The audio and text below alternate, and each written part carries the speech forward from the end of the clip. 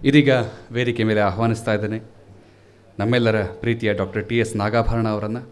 ಖ್ಯಾತ ಚಲನಚಿತ್ರ ನಿರ್ದೇಶಕರು, ನಟರು, ತುಮಕೂರು ವಿಶ್ವವಿದ್ಯಾಲಯದಿಂದ ಡಾಕ್ಟರೇಟ್ ಪದವಿಯನ್ನು ಪಡೆದಂತಹ ಮಹನೀಯರು, ಕನ್ನಡ ಅಭಿವೃದ್ಧಿ ಪ್ರಾಧಿಕಾರದ ಮಾಜಿ ಅಧ್ಯಕ್ಷರು ಕೂಡ. ಕರ್ನಾಟಕದಲ್ಲಿ ಕನ್ನಡಿಗರಿಗೆ ಉದ್ಯೋಗದ ಮೀಸಲಾತಿ ಸಿಗಬೇಕು ಅನ್ನುವಂತಹ ಒಂದು ಬಹುದೊಡ್ಡ ಹೋರಾಟವನ್ನು, ಬಹುದೊಡ್ಡ ನಿರ್ಣಯವನ್ನು ಅವರು ತೆಗೆದುಕೊಂಡಿದ್ದರು. ಆ ಒಂದು ವಿಷಯಕ್ಕಾಗಿ ಅವರನ್ನು ನಾವು ಅಭಿನಂದಿಸಬೇಕು. ಮತ್ತು ವಿಶೇಷತಃ ಅವರು ಮುನ್ನಡೆಸಿದಂತಹ ತಂಡ ಬೆನಕ ನಾಟಕ ತಂಡ. ಬೆನಕ ನಾಟಕ ತಂಡ ಇವತ್ತು ಕನ್ನಡದ ಕಿರುತೆರೆ, ಹಿರಿತೆರೆ ಈ ಎಲ್ಲ ಕ್ಷೇತ್ರಗಳಿಗೆ ಬಹಳಷ್ಟು ಅತ್ಯುತ್ತಮ ನಟರನ್ನು, ತಂತ್ರಜ್ಞರನ್ನು, ನಿರ್ದೇಶಕರನ್ನು ಕೊಟ್ಟಂತಹ ತಂಡ. ಬಿ ವಿ ಕಾರಂತರು ಸ್ಥಾಪಿಸಿದಂತಹ ಸಂಸ್ಥೆಯನ್ನು ಅಷ್ಟೇ ಯಶಸ್ವಿಯಾಗಿ ಮುನ್ನಡೆಸ್ತಾ ಇವತ್ತು ಕರ್ನಾಟಕದ ಕಿರುತೆರೆ, ಹಿರಿತೆರೆ ಇದೆಲ್ಲದರಲ್ಲೂ ಬಹುದೊಡ್ಡ ಶಕ್ತಿಯಾಗಿ, ಬೆಂಬಲವಾಗಿ ನಿಂತಹ ವ್ಯಕ್ತಿ ಡಾಕ್ಟರ್ ಟಿ.ಎಸ್. ನಾಗಾಭರಣ ಅವರು ಇವತ್ತು ಕಾರ್ಯಕ್ರಮದ ಅತಿಥಿಗಳಾಗಿ ಬಂದಿದ್ದಾರೆ. ಅವರನ್ನು ಈ ಕಾರ್ಯಕ್ರಮದ ಕುರಿತಾಗಿ ಮಾತನಾಡೋದಕ್ಕೆ ಸ್ವಾಗತಿಸ್ತಾ ಇದ್ದೀನಿ. ಆತ್ಮೀಯ ಕನ್ನಡ ಮನಸ್ಸುಗಳೇ,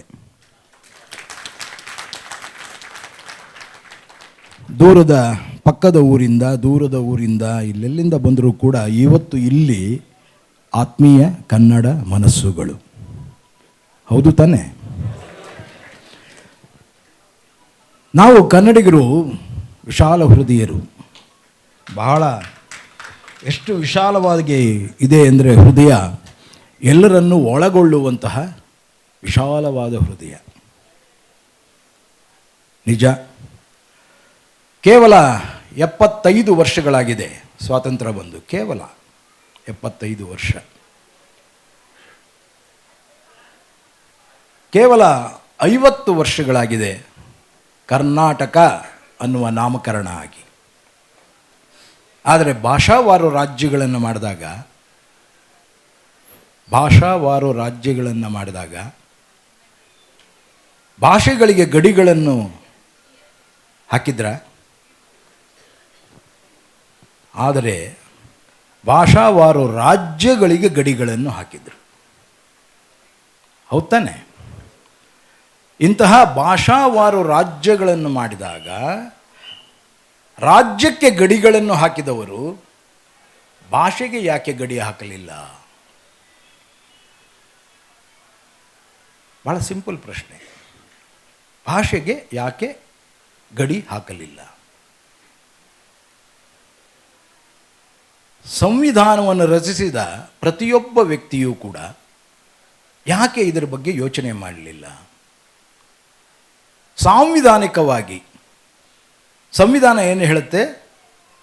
ಪ್ರತಿಯೊಬ್ಬರಿಗೂ ಸಮಾನ ಅವಕಾಶ, ಸಮಾನ ಸ್ವಾತಂತ್ರ್ಯ, ಸಮಾನ ಹಕ್ಕು ಬಾಧ್ಯತೆ, ಹೌದು ತಾನೆ? ಹಾಗಾದರೆ ಅದು ಇವತ್ತು ಈ ಭಾರತದಲ್ಲಿ ಇದೆಯಾ?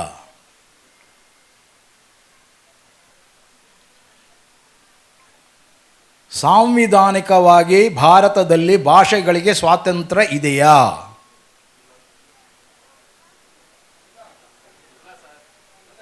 ಇದನ್ನು ಅರ್ಥ ಮಾಡ್ಕೊಳ್ಳಿ. ನಾವೇನು ಕೇಳ್ತಾ ಇಲ್ಲ. ನಾವು ತಮಿಳುನಾಡಿಗೆ ಹೋಗಿ ಕನ್ನಡ ಮಾತಾಡಿ ಅಂತ ಕೇಳ್ತಾ ಇಲ್ಲ, ಅಥವಾ ಕನ್ನಡಕ್ಕೆ ಆದ್ಯತೆ ಕೊಡಿ ಅಂತ ಕೇಳ್ತಾ ಇಲ್ಲ, ಡೆಲ್ಲಿಗೆ ಹೋಗಿ ಕೇಳ್ತಾ ಇಲ್ಲ. ಯಾವ ಒಕ್ಕೂಟ ವ್ಯವಸ್ಥೆಯನ್ನು ನೀವು ಒಪ್ಪಿಕೊಂಡಾಗ, ಸಂವಿಧಾನದಲ್ಲಿ ಒಕ್ಕೂಟ ವ್ಯವಸ್ಥೆಯನ್ನು ನೀವು ಒಪ್ಪಿಕೊಂಡಾಗ ಒಂದು ಗಡಿಯನ್ನು ಹೇಗೆ ನಿರ್ಮಾಣ ಮಾಡಿದಿರೋ, ನಮ್ಮದಾಗಿದ್ದ ಕಾಸರಗೋಡನ್ನು ಹೇಗೆ ನೀವು ಕೇರಳಕ್ಕೆ ಕೊಟ್ಟರೋ, ನಮ್ಮದಾಗಿದ್ದ ಅಕ್ಕಲಕೋಟೆಯನ್ನು ನೀವು ಹೇಗೆ ಬೆಳಗಾಂಗೆ ಕೊಟ್ಟರೋ, ಆಗ ನಾವೇನಾದರೂ ಗಲಾಟೆ ಮಾಡಿದ್ವಾ? ಆಯಿತು, ನೀವು ಕೊಟ್ರಿ, ಓಕೆ, ಸಂತೋಷ. ಆದರೆ ಭಾಷೆಗೆ ಗಡಿ ಹಾಕದೆ ಎಲ್ಲ ಭಾಷಿಕರು ಕೂಡ ಸಮಾನ ಅವಕಾಶಗಳನ್ನು ಹೊಂದಿದ್ದರೆ ಆಗ ನಿಜವಾಗಿಯೂ ಕೂಡ ಭಾರತ ಸಾಂವಿಧಾನಿಕವಾಗಿ ಸಮಾನ ಸ್ವಾತಂತ್ರ್ಯವನ್ನು ಕೊಡೋದಾಗಿತ್ತು, ಸಂವಿಧಾನಕ್ಕೆ ಆ ಬದ್ಧತೆ ಇರ್ತಾ ಇತ್ತು. ಅದು ಯಾಕೆ ಆಗಲಿಲ್ಲ? ಸಂವಿಧಾನದಲ್ಲಿ ಭಾಷೆಗೆ ಸಂಬಂಧಪಟ್ಟ ಹಾಗೆ ಕೇವಲ 5 ತಿದ್ದುಪಡಿಗಳಾಗಿದೆ.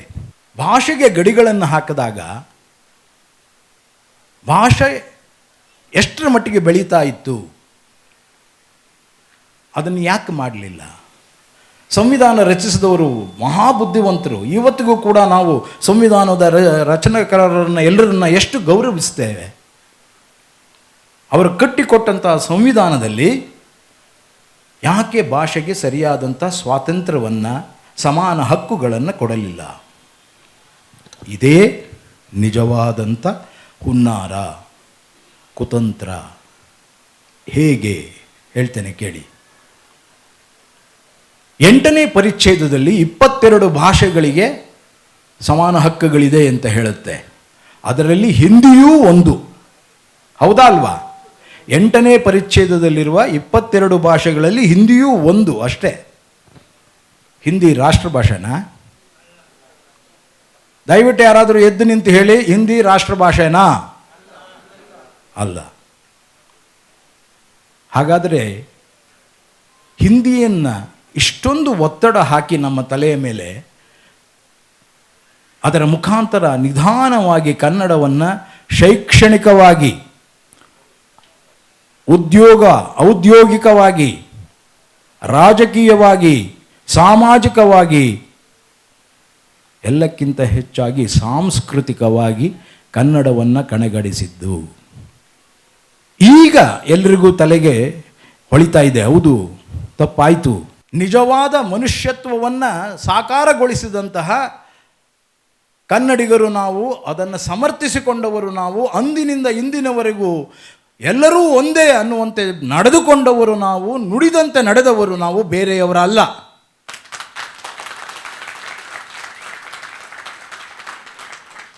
ಐದನೇ ಶತಮಾನದಲ್ಲಿ ಪಂಪಕವಿ ಹೇಳ್ತಾನೆ, ಮಾನವ ಕುಲಂ ತಾನೊಂದೇ ವಲಂ.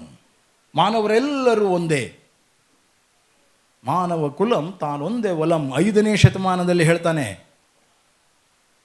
ಅಂದಿನಿಂದ ಇಂದಿನವರೆಗೂ ಆ ಕನ್ನಡದ ಮಾತನ್ನು ಹೇಗೆ ಸಾಕಾರಗೊಳಿಸಿಕೊಂಡು ಸಾಕ್ಷೀಕರಿಸಿಕೊಂಡು ಬಂದಿದ್ದೇವೋ, 12ನೇ ಶತಮಾನದಲ್ಲಿ ಬಸವಣ್ಣ ಹೇಳ್ತಾರೆ, ಇವ ನಾರವ ಎಂದೆಣಿಸದಿರಯ್ಯ, ಇವ ನಮ್ಮವ ಎಂದೆಣಿಸಯ್ಯ.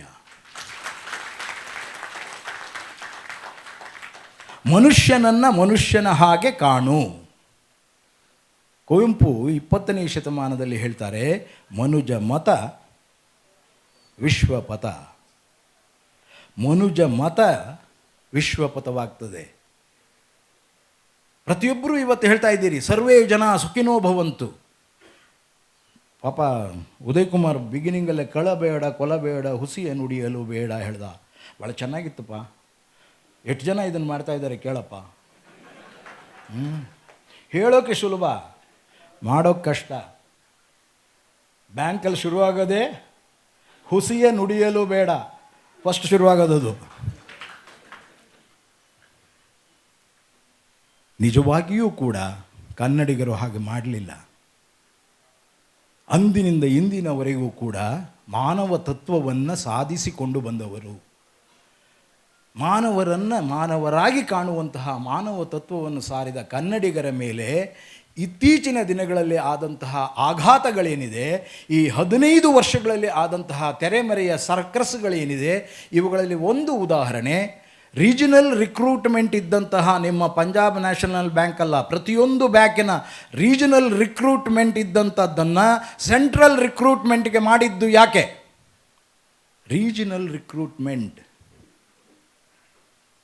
ಆತ ಗ್ರಾಹಕ ತನ್ನ ಹಕ್ಕನ್ನು ಕೇಳುವಾಗ, ಗ್ರಾಹಕ ಬಂದು ಬ್ಯಾಂಕ್ನಲ್ಲಿ ಕಸ್ಟಮರ್ ಒಬ್ಬ ಬಂದು ನಿಂತಾಗ ಅವನ ಭಾಷೆಯಲ್ಲಿ ಅವನಿಗೆ ಗೊತ್ತಾಗುವ ಹಾಗೆ, ಅವನಿಗೆ ಅರ್ಥವಾಗುವ ಹಾಗೆ ವ್ಯವಹಾರವನ್ನು ಮಾಡಿದಾಗ ಎಂತಹ ಅದ್ಭುತವಾದ ವ್ಯವಹಾರ ಆಗ್ತದೆ. GDP ಈಗ ಹೇಳ್ತಿದ್ದೀರಲ್ಲ ಸರ್, ಅದರ 100% ಜಾಸ್ತಿ ಆಗ್ತದೆ. ಕಾರಣ ಕನ್ನಡಿಗ ನಿಮ್ಮನ್ನು ನಂಬುತ್ತಾನೆ. ಬ್ಯಾಂಕ್ ಹೇಗೆ ನಡೀತದೆ? ನಂಬಿಕೆ ಮೇಲೆ ನಡೀತದೆ. ಹಣ ವ್ಯವಹಾರ ಹೇಗೆ ನಡೀತದೆ? ನಂಬಿಕೆ ಮೇಲೆ ನಡೀತದೆ. ಅಂತಹ ನಂಬಿಕೆಯನ್ನು ಹುಟ್ಟು ಹಾಕುವುದು ಹೇಗೆ? ಒಂದು ಸಂಸ್ಕೃತಿಯನ್ನು, ಒಂದು ಭಾಷೆಯಲ್ಲಿ ಹಿಂದೆ ಇರುವ ಒಂದು ಸಂಸ್ಕಾರವನ್ನು, ಒಂದು ಸಂಸ್ಕೃತಿಯನ್ನು ಕಡೆಗಣಿಸಿ ನೀವು ಆ ರೀತಿಯ ನಂಬಿಕೆಯನ್ನು ಹುಟ್ಟೋದಕ್ಕೆ ಸಾಧ್ಯ ಇಲ್ಲ. ಒಂದು ಹಬ್ಬ ಮಾಡುವಾಗ ಸಡಗರ ಇರ್ತದೆ. ಅಲ್ಲಷ್ಟು ಜನ ಮಾತಾಡ್ತಾ ಇರ್ತಾರೆ, ಅಲ್ಲಷ್ಟು ಜನ ನಡೀತಿರ್ತದೆ, ಅಲ್ಲೇನೋ ಸಂಸಾರ ನಡೀತೆ. ಹಬ್ಬ ಅದು. ಆ ಹಬ್ಬ ಮಾಡುವಾಗ ಚೆನ್ನಾಗಿರ್ತದೆ. ಆದರೆ ಹಬ್ಬದ ಆಶಯವನ್ನು ಗುರುತಿಸಿಕೊಳ್ಳುವಾಗ ನೀವು ನಿಜವಾಗಿಯೂ ಗಂಭೀರವಾಗಿ ಯೋಚನೆ ಮಾಡಬೇಕು.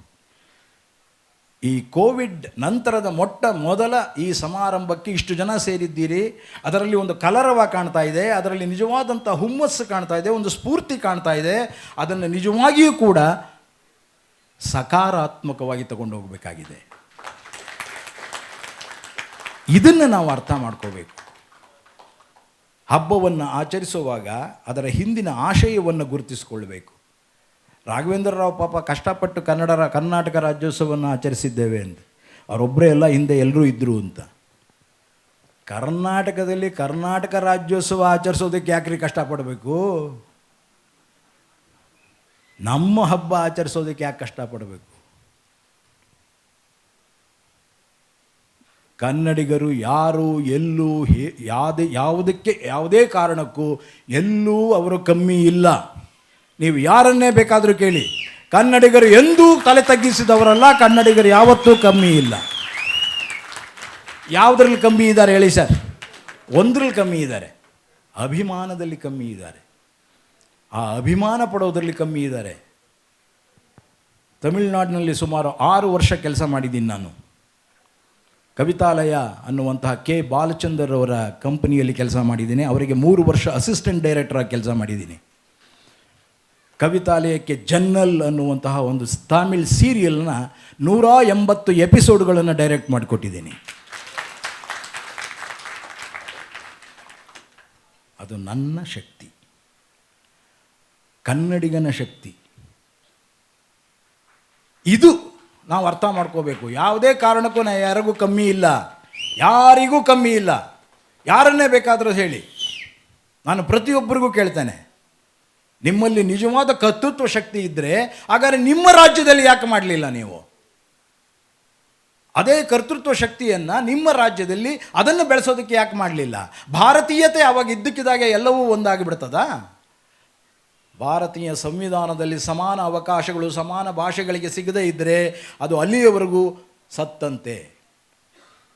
ದಯಮಾಡಿ ಇದನ್ನು ಅರ್ಥ ಮಾಡ್ಕೊಳ್ಳಿ. ಭಾವನಾತ್ಮಕವಾಗಿ ಯೋಚನೆ ಮಾಡಬೇಡಿ. ಭಾವನಾತ್ಮಕವಾಗಿ ಹೇಳ್ಬೋದು, ಸರ್ ಹಬ್ಬ ಮಾಡಿದ್ವಿ, ಎಷ್ಟು ಚೆನ್ನಾಗಿ ಮಾಡಿದ್ವಿ. ಉದಯ್ ಹೇಳಿದ್ರು, ಸಿಂಗ್ ಸರ್ ಹೇಳಿದ್ರು, ನಾಳೆಯಿಂದ ನಾವು ಕನ್ನಡ ಕಲ್ತು ಬಿಡ್ತೀವಿ, ನಾಳೆಯಿಂದ ಮಾಡಿಬಿಡ್ತೀವಿ. ಸರ್, ನಿಮ್ಮ ಪಂಜಾಬ್ ನ್ಯಾಷನಲ್ ಬ್ಯಾಂಕಿಂದ ನನಗೆ ಬಂದಿರೋ 15-16 ಕಂಪ್ಲೇಂಟ್ಗಳು ನನ್ನ ಹತ್ರ ಇದೆ. ಆಯಾ ಬ್ಯಾಂಕ್ಗಳಿಂದ ಕನ್ನಡ ಮಾತಾಡಲ್ಲ, ಹಿಂದಿಲಿ ಹೇಳ್ತಾರೆ, ನಂಗೆ ಅರ್ಥ ಆಗಲ್ಲ ಅಂತ ಬಂದಿರೋ ಕಂಪ್ಲೇಂಟ್ಗಳು ನನ್ನ ಹತ್ರ ಇವೆ. ಅದಷ್ಟು ಸುಲಭ ಅಲ್ಲ. ಭಾವನಾತ್ಮಕವಾಗಿ ಹೇಳೋದು ಸುಲಭ, ಮಾಡೋದು ಕಷ್ಟ. ನಮ್ಮಲ್ಲಿ ಎಷ್ಟೋ ಜನಕ್ಕೆ ಇದು ಅರ್ಥ ಆಗ್ತಾ ಇರೋಲ್ಲ ಈಗ. ಆಫ್ಟರ್ ಆಲ್ ಅವ್ನು ಕನ್ನಡದಲ್ಲಿ ಏನೋ ಹೇಳ್ದ, ಈ ಕಡೆ ಕಿವಿಲಿ ಕೇಳಿದ್ದೀನಿ, ಈ ಕಡೆ ಬಿಟ್ಟಿದ್ದೀನಿ ಅನಿಸುತ್ತೆ. ಆದರೆ ನಿಜವಾಗಿಯೂ ನೀವು ಕನ್ನಡದ ಅನ್ನ, ನೀರು, ಗಾಳಿ ಕುಡಿತಾ ಇದ್ದರೆ ನಿಮಗೆ ಅನ್ನಿಸಬೇಕು, ಅಲ್ಲಲ್ಲ ನಾನು ಎಂಥ ಕೀಳು ಮನುಷ್ಯ ಇಲ್ಲಿ, ನಾನು ಅದನ್ನು ಭಾಷೆ ಕಲೀಲಿಲ್ವಲ್ಲ, ಆ ಭಾಷೆ ಜನರ ಜೊತೆ ನಾನು ನಮಸ್ಕಾರ ಹೇಗಿದ್ದೀರಿ ಅಂತ ಕೇಳಲಿಲ್ವಲ್ಲ ಅಂತ ಅವನಿಗೆ ಆ ಕೀಳು ಅನಿಸಿಕೆ ಆಗ್ತಾ ಇರಬೇಕು.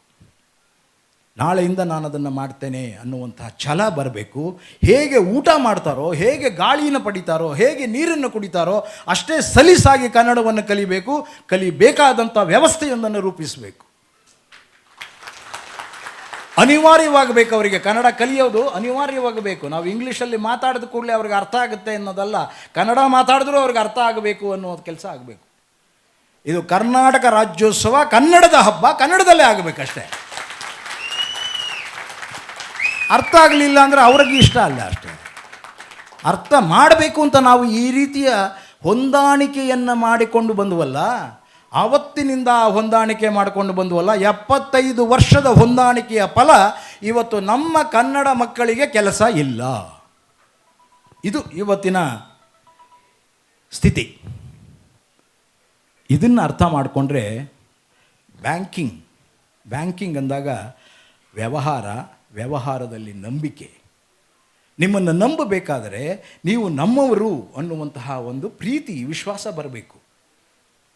ಇವ್ರು ಯಾರೋ ಬರ್ತಾರೆ, ಯಾರೋ ಹೋಗ್ತಾರೆ, ಏನೋ ಹೇಳ್ತಾರೆ, ನಾನಿಲ್ಲಿ ದುಡ್ಡಿಡಬೇಕಾ, ದುಡ್ಡಿಡಬಾರ್ದಾ, ನಾನು ಹೇಗೆ ಇದನ್ನು ವ್ಯವಹಾರ ಮಾಡಬೇಕು, ಈ ವ್ಯವಹಾರದಲ್ಲಿ ನನಗೆ ತೊಂದರೆ ಇದೆ ಅನ್ನೋದಾದರೆ ನಾನು ಯಾಕೆ ಮಾಡಬೇಕು ಅನ್ನುವಂತಹ ಅಪನಂಬಿಕೆಗಳ ಜೊತೆಯಲ್ಲಿ ವ್ಯವಹಾರ ಮಾಡೋಕ್ಕಾಗತ್ತಾ? ಎಲ್ಲಿ ವ್ಯವಹಾರ ನಂಬಿಕೆಯ ಜೊತೆ ನಡೆಯುತ್ತೋ ಅಲ್ಲಿ ವ್ಯವಹಾರ ವೃದ್ಧಿ ಆಗುತ್ತೆ. ಆ ವೃದ್ಧಿ ಮಾಡಬೇಕಾದ ಕರ್ತವ್ಯ ಪ್ರತಿಯೊಬ್ಬ ಆಫೀಸ್ ಬೇರರ್ದು ಆಗುತ್ತೆ, ಪ್ರತಿಯೊಬ್ಬ ಕಾರ್ಮಿಕನದು ಆಗುತ್ತೆ, ಪ್ರತಿಯೊಬ್ಬ ಎಂಪ್ಲಾಯಿದು ಆಗುತ್ತೆ. ಅದು ಪಂಜಾಬ್ ನ್ಯಾಷನಲ್ ಬ್ಯಾಂಕಲ್ಲಿ ಆಗಬೇಕಾಗತ್ತೆ. ಸುಮಾರು ಮಂಗಳೂರಿನ ಪಂಜಾಬ್ ನ್ಯಾಷನಲ್ ಬ್ಯಾಂಕ್ನ ಪರಿವೀಕ್ಷಣೆಗೆ ಹೋಗಿದ್ದೆ ನಾನು ಕನ್ನಡ ಅಭಿವೃದ್ಧಿ ಪ್ರಾಧಿಕಾರದಲ್ಲಿದ್ದಾಗ. ಎಲ್ಲವೂ ಕನ್ನಡದಲ್ಲಿದೆ, ಚಲನ್ಗಳು ಕನ್ನಡದಲ್ಲಿರಲಿಲ್ಲ. ಕೇಳಿದೆ, ಚಲನ್ ಯಾಕೆ ಬರಲ್ಲ ಸರ್? ಬಂದಿತ್ತು, ಒಂದಷ್ಟು ಯೂಸ್ ಮಾಡಿದ್ವಿ, ಈಗ ಅದು ಬಂದ್ಬಿಟ್ಟಿದೆ ಸರ್. ಅಂದರೆ ಚಲನ್ಗಳನ್ನು ಕೂಡ ಕನ್ನಡದಲ್ಲಿ ಇಡಬಾರದು ಅಥವಾ ಇಡಲಾಗದಂತಹ ಪರಿಸ್ಥಿತಿಯನ್ನು ಯಾಕೆ ನಿರ್ಮಾಣ ಮಾಡ್ಕೋತೀವಿ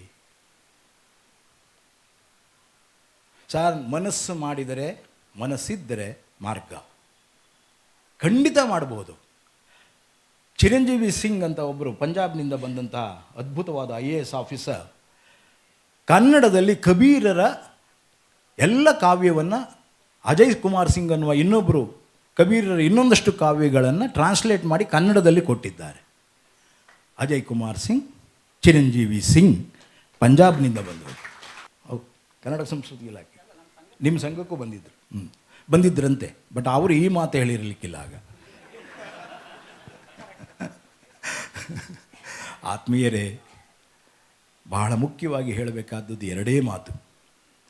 ಎಲ್ಲರೂ ಕನ್ನಡಿಗರೇ, ಪ್ರತಿಯೊಬ್ಬರು ನೀವೆಲ್ಲರೂ ಕನ್ನಡಿಗರೇ. ಕರ್ನಾಟಕಕ್ಕೆ ಹೆಜ್ಜೆ ಇಟ್ಟ ಕೂಡಲೇ ನೀವು ಕನ್ನಡಿಗರು. ಆ ರೀತಿಯ ಹೃದಯ ವೈಶಾಲ್ಯದಿಂದ ಕನ್ನಡಿಗರು ನಿಮ್ಮನ್ನು ಸ್ವೀಕರಿಸ್ತಾರೆ. ನೀವು ಅವರ ಭಾಷೆಯನ್ನು ಹಾಗೆಯೇ ಸ್ವೀಕರಿಸಬೇಕು. ನೀವು ಅವರ ಭಾಷೆಗೆ ಅದೇ ರೀತಿಯ ಗೌರವವನ್ನು ಕೊಡಬೇಕು. ಆಗ ಮಾತ್ರ ನಿಮ್ಮ GDP ಹೇಳಿದ್ರಲ್ಲ, ಅಥವಾ ನಿಮ್ಮ ಕ್ರೋರ್ಸ್ ಟುಗೆದರ್ ಒಂದು ಡಿವಿಷನಲ್ ಬ್ರಾಂಚ್ ಇಲ್ಲಿ ಓಪನ್ ಆಗುತ್ತೆ ಅಂದ್ರಲ್ಲ, ಅದು ಆಗೋಕ್ಕೆ ಸಾಧ್ಯ ಆಗೋದು ನೀವು ಅದನ್ನು ಕನ್ನಡಮಯ ಮಾಡಿದಾಗ ಮಾತ್ರ ಅನ್ನೋ ಮಾತನ್ನು ಇಲ್ಲಿ ಹೇಳಲಿಕ್ಕೆ ಇಷ್ಟಪಡ್ತೇನೆ. ಭಾಷೆ ಕೇವಲ ಒಂದು ಸಂವಹನ ಆಗಿದ್ದಿದ್ರೆ, ಭಾಷೆ ಅಂದ್ರೇನು ಮಾತಾಡೋದಷ್ಟೇ, ಹಲೋ ನಮಸ್ಕಾರ ಚೆನ್ನಾಗಿದ್ದೀರಾ ಅಷ್ಟೇ ಹೇಳ್ಬಿಟ್ರೆ ಮುಗಿದೋಯ್ತು ಅಂತ. ಖಂಡಿತ ಅಲ್ಲ. ಭಾಷೆ ಸಂವಹನ ಅಷ್ಟೇ ಅಲ್ಲ, ಆ ಭಾಷೆಯ ಹಿಂದೆ ಒಂದು ಸಂಸ್ಕಾರ ಇದೆ, ಒಂದು ಸಂಸ್ಕೃತಿ ಇದೆ. ಆ ಸಂಸ್ಕೃತಿ ಮತ್ತು ಸಂಸ್ಕಾರದ ಜೊತೆಯಲ್ಲಿ ಒಂದು ಪರಂಪರೆ ಬೆಳೀತದೆ. ಕನ್ನಡ ಭಾಷೆಗೆ ಕೇವಲ 5,000 ವರ್ಷಗಳ ಮೌಖಿಕ ಭಾಷೆ ಇದೆ. 5,000 years, 5,000 ವರ್ಷಗಳು ಮೌಖಿಕ ಭಾಷೆ. 3,000 ವರ್ಷಗಳ ಲಿಖಿತ ಭಾಷೆ. ಲಿಪಿಗಳಲ್ಲಿ ರಾಣಿ.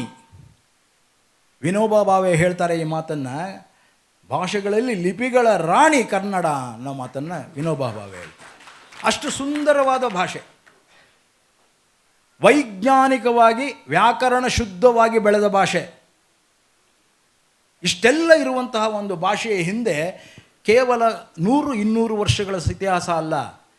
ಕೇವಲ ಕರ್ನಾಟಕ ರಾಜ್ಯೋತ್ಸವ 69 ವರ್ಷದ್ದಲ್ಲ. ನಾನು ಕರ್ನಾಟಕ ರಾಜ್ಯೋತ್ಸವ ಅಂತ ದಯವಿಟ್ಟು ಹೇಳಿ ಅಂತ ಹೇಳ್ತಾ ಇದ್ದದ ಕಾರಣ ಏನಪ್ಪ ಅಂದರೆ, ಕನ್ನಡ ನಿತ್ಯೋತ್ಸವ, ಕರ್ನಾಟಕ ರಾಜ್ಯೋತ್ಸವ. ಈ ಕನ್ನಡ ನಿತ್ಯೋತ್ಸವವನ್ನು ನಾವು ಆಚರಿಸಬೇಕಾಗಿದೆ. ಅಂತಹ ಕನ್ನಡ ನಿತ್ಯೋತ್ಸವವನ್ನು ಭಾಳಷ್ಟು ಜನ ಹೇಳ್ತಾರೆ. ನಮ್ಮಲ್ಲಿ ಎಷ್ಟೋ ಜನ ಅನ್ನದ ಭಾಷೆನ ಸರ್, ಇದು ಅನ್ನ ಸಿಗಲ್ಲ ಸರ್, ಇಂಗ್ಲೀಷಿಗೆ ನೋಡಿ ಸರ್, ಏನು ಬೇಕಾದ್ರೂ ಸಿಗುತ್ತೆ. ಏನು ಬೇಕಾದರೂ ಸಿಗುತ್ತಾ? ನಿಮ್ಮ ತನನೇ ಕಳ್ಕೊಂಡು ಬಿಟ್ರಲ್ಲ. ನೀವು ಯಾರು? ನಿಮ್ಮ ಹೆಸರೇನು ಸರ್? ನನ್ನ ಹೆಸರು ನಾಗಾಭರಣ. ಓಕೆ, ನಾಗಾಭರಣ. ನಿಮ್ಮ ಹೆಸರೇನು? ಸ್ನೇಕ್ ಜೂಲ್. ಚೆನ್ನಾಗಿದೆಯಲ್ಲ, ಸ್ನೇಕ್ ಜೂಲ್. ಅದು ಯಾವುದ್ರಿ ಹೆಸರು? ಯಾವುದೋ ಬೇರೆ ಭಾಷೆಯ, ನನ್ನದಲ್ಲದ ಭಾಷೆಯಲ್ಲಿ ನಾನು ನನ್ನ ಹೆಸರನ್ನು ತರ್ಜುಮೆ ಮಾಡಿಕೊಂಡ್ರೆ ನನ್ನತನ ಇರುತ್ತದ? ನನ್ನತನ ಎಂಥದ್ದು? ನಾನು ಕನ್ನಡಿಗ. ಆ ಕನ್ನಡಿಗನಿಗೆ ಇರಬೇಕಾದಂಥ ನನ್ನತನವನ್ನು ನಾನು ಹೇಳ್ಕೋಬೇಕು. ಅದರ ಮುಖಾಂತರ ನಮ್ಮ ಸಂಪ್ರದಾಯವನ್ನು, ನಮ್ಮ ಸಂಸ್ಕೃತಿಯನ್ನು ಮುಂದಿನ ಭವಿಷ್ಯದ ಪೀಳಿಗೆಗೆ ಕೊಡಬೇಕು. ಎರಡು ಮಾತುಗಳಲ್ಲಿ ಇದನ್ನು ಮುಗಿಸ್ತೇನೆ. ಕಾರಣ ನನಗೆ ಗೊತ್ತು, ನೀವು ಹಾಡು ಕೇಳಬೇಕು, ಡ್ಯಾನ್ಸ್ ನೋಡಬೇಕು ಇತ್ಯಾದಿಗಳೆಲ್ಲ ಇದೆ. ಹಬ್ಬದಲ್ಲಿ ಯಾವಾಗಲೂ ಆಡಂಬರ ಇದ್ದೇ ಇರುತ್ತೆ, ಅದಕ್ಕೆ ಜಾಗ ಮಾಡಿಕೊಡ್ತೇನೆ. ಆದರೆ ಕಳಕಳಿಯ ಮನವಿ ಎರಡಿದೆ, ಅದನ್ನು ನಿಮಗೆ ಮಾಡ್ತೇನೆ. ಮೊದಲನೇ ಮನವಿ ಏನಪ್ಪ ಅಂತಂದರೆ, ನಾವು ಭಾವನಾತ್ಮಕವಾಗಿ ಕನ್ನಡವನ್ನು ಕಟ್ಟುವುದು ಸಾಧ್ಯವಿಲ್ಲ, ಕಾನೂನಾತ್ಮಕವಾಗಿಯೇ ಕನ್ನಡವನ್ನು ಕಟ್ಟಬೇಕು. ಅದನ್ನು ಹೇಗೆ ಅನ್ನೋದನ್ನು ಸಾಧಿಸಬೇಕು. ಸಮಗ್ರ ಕನ್ನಡ ಭಾಷಾ ಅಭಿವೃದ್ಧಿ ವಿಧೇಯಕ ಅನ್ನೋ ಒಂದು ಆ್ಯಕ್ಟ್ ಬಂದಿದೆ 2022. ಅದಿನ್ನೂ ರೂಲ್ಸ್ ಆಗಿಲ್ಲ, ಅದು ರೂಲ್ಸ್ ಆಗಿ ಬರುತ್ತೆ. ಬಂದ ಮೇಲೆ ತಾನಾಗಿ ಕರ್ನಾಟಕದಲ್ಲಿ ಕನ್ನಡವೇ ಸಾರ್ವಭೌಮ.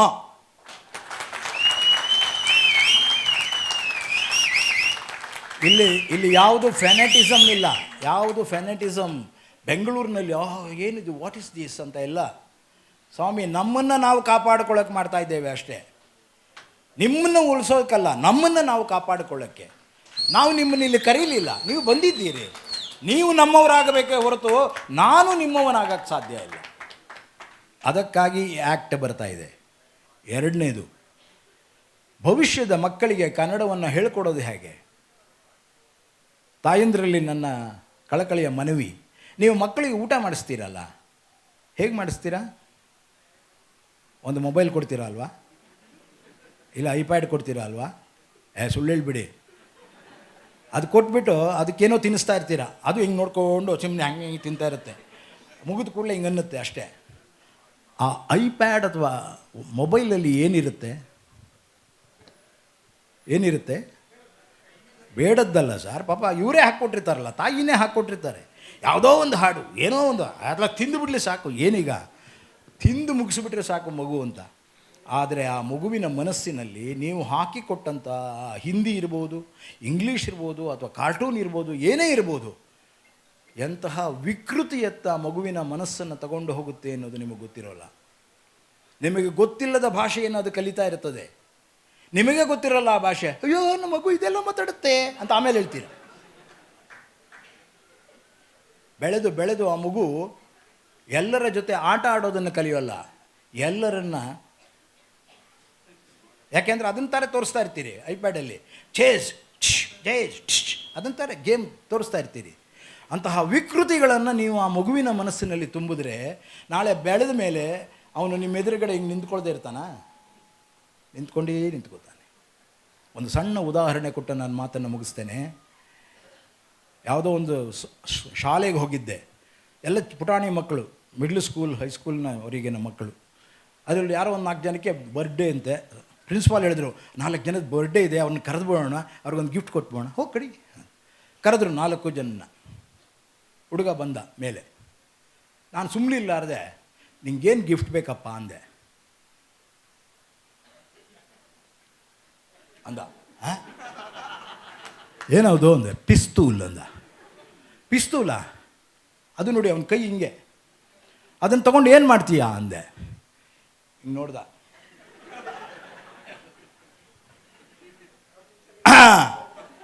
ಯಾರು? ಪ್ರಿನ್ಸಿಪಾಲಿಗೆ ಡಿಶುಮ್ ಅಂದ.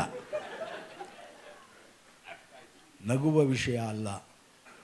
ಹೇಗೆ ಮನೋವಿಕೃತಿ ನಿಧಾನವಾಗಿ ಮಗುವಿನ ಮನಸ್ಸಿನ ಒಳಗೆ ಹಿಂಸೆಯನ್ನು, ತನಗೆ ಗೊತ್ತಿಲ್ಲದಂತಹ ವಿಕೃತಿಯನ್ನು ಅದು ತುಂಬ್ತಾ ಇದೆ. ಇಂತಹ ವಿಕೃತಿಗಳ ಮುಖಾಂತರ ನೀವು ಯಾವ ರೀತಿಯ ಸಮಾಜವನ್ನು ಕಟ್ತೀರಿ? ಸಮಾಜ ಕಟ್ಟಬೇಕಾದ್ರೆ ಆಡು ಭಾಷೆ, ಮಾತೃಭಾಷೆ ಅವನದಾಗಬೇಕು. ಆ ಆಡು ಭಾಷೆ, ಮಾತೃಭಾಷೆಯಲ್ಲಿ ಆ ಮಗು ತನ್ನ ಆಟ ಪಾಠಗಳನ್ನು ಕಲಿಯಬೇಕು, ಹಾಡು ಹಸೆಗಳನ್ನು ಕಲಿಯಬೇಕು, ಅದರ ಮುಖಾಂತರ ಒಂದು ಸಂಸ್ಕೃತಿಯನ್ನು ಕಲಿಯಬೇಕು. ಅದನ್ನು ಆತ ಮುಂದುವರಿಸ್ಕೊಂಡು ಹೋಗಬೇಕು. ಹಾಗಾಗಿ ಕನ್ನಡವನ್ನು ನೀವು ಮಾತೃಭಾಷೆಯಾಗಿ, ಯಾವುದೇ ಜಾಗದಿಂದ ಬಂದಿರಿ, ಇಲ್ಲಿ ಬಂದ ಮೇಲೆ ನಿಮ್ಮ ಮಾತೃಭಾಷೆ ಕನ್ನಡ, ಕನ್ನಡ, ಕನ್ನಡ ಅಷ್ಟೇ.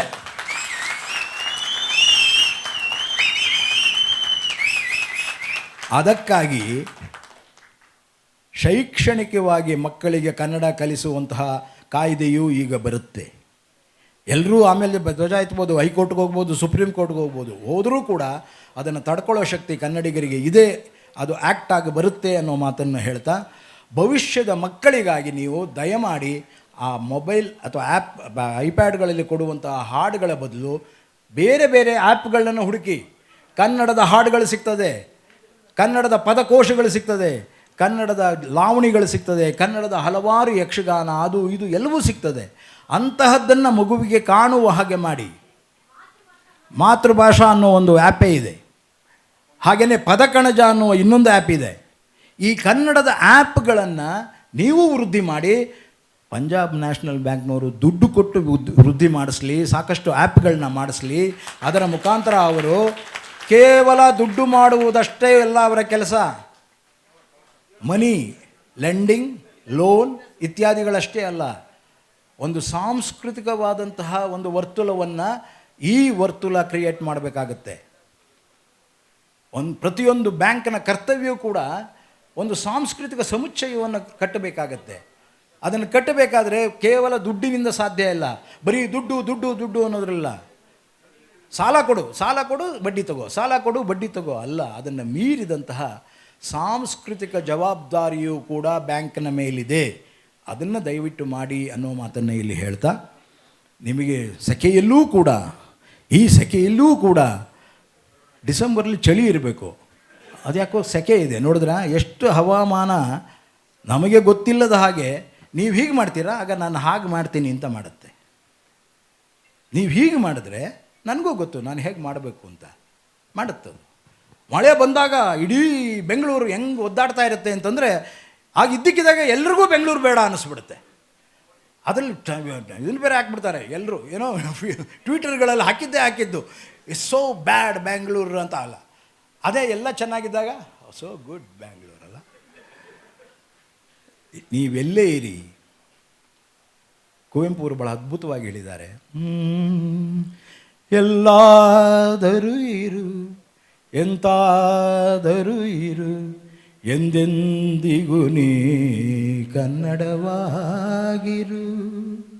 ಕನ್ನಡವೇ ಸತ್ಯ, ಕನ್ನಡವೇ ನಿತ್ಯ. ಎಷ್ಟು ಮಧುರವಾಗಿದೆ ಅಲ್ಲ.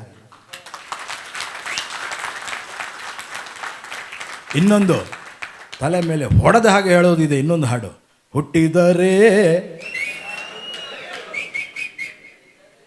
ಅದಕ್ಕೆ ಹೇಳೋದು ಕನ್ನಡ. ಅಂತಹ ಅದ್ಭುತವಾದ ಹೃದಯವಂತಿಕೆ ಇರುವಂತಹ ಹೃದಯದ ಭಾಷೆಗೆ ದಯವಿಟ್ಟು ಬೆಲೆ ಕೊಡಿ ಅನ್ನೋ ಮಾತನ್ನು ಹೇಳ್ತಾ ನಿಮಗೆಲ್ಲರಿಗೂ ಶುಭವನ್ನು ಹಾರೈಸ್ತಾ ನನ್ನ ಮಾತನ್ನು ಮುಗಿಸ್ತಾ ಇದ್ದೇನೆ. ಒಮ್ಮೆ ಎಲ್ಲರೂ ಒಟ್ಟಿಗೆ ಹೇಳೋಣ, ಸಿರಿಗನ್ನಡಂ, ಸಿರಿಗನ್ನಡಂ.